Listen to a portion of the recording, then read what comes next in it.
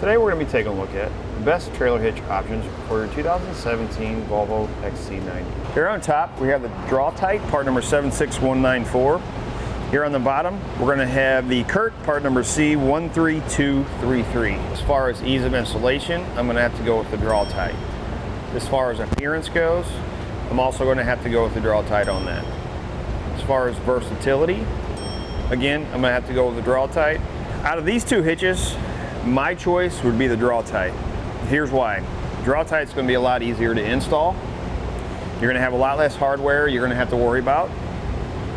The cross tube is going to be completely hidden behind the fascia, so it's going to be a much cleaner look. The only thing you're going to see is the receiver tube and your safety chain loops. Where your CURT, your whole cross tube, and this whole front section here is all going to be below your fascia. With the Draw-Tite, we are going to have to take off the fascia. That being said, it is very simple to take off. This is going to go underneath of your bumper beam. There are 3 nuts that you have to remove to get this hitch installed. With the CURT, you're going to have to take the exhaust tips that are on your bumper fascia. You're going to have to remove those. You're going to have to lower your exhaust. You're going to have to remove your heat shield, and your heat shield is going to have to be trimmed in a couple different ways. One of the advantages that CURT's going to have over the Draw-Tite, with that cross tube being outside the bumper fascia, if there's any wiring accessories you want to add, trailer wiring accessories, and you want to add a bracket to the hitch, it's going to make it much easier. Because this is inside the fascia or behind the fascia, if you add a bracket to it, you'd have to slice or cut open the fascia, drop that bracket down, and then add another bracket to it. As far as the weight capacities on both these hitches, both of these are going to be the same in that category.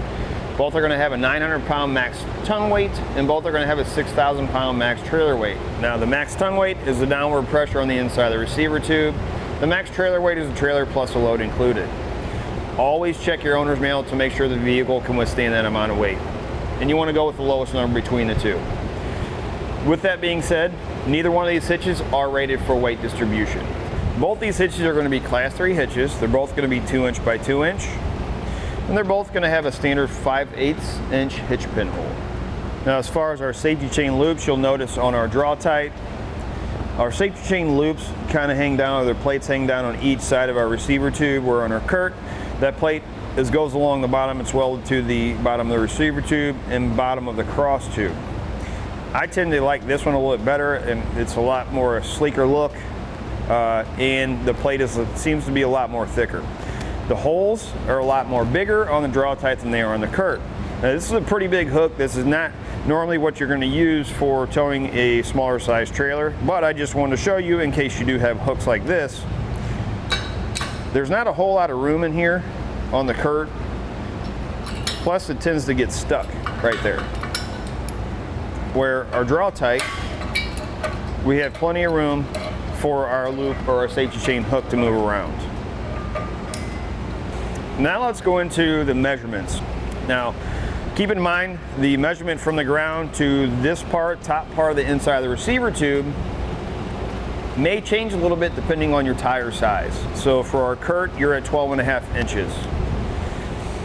For our Draw-Tite, we're at 14 inches.